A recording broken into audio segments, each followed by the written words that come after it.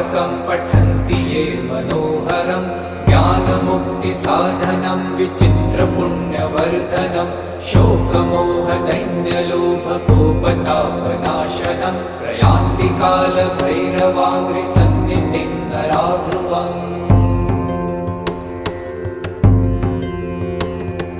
देवराज्यसेव्यमानपावनाङ्घ्रिपङ्कजं व्यालयज्ञसूत्रमिन्दुशेखरं कृपाकरं नारदादियोगिवृन्दवन्दितं दिगम्बरं काशिकापुरादिनाथ कालभैरवं भजे।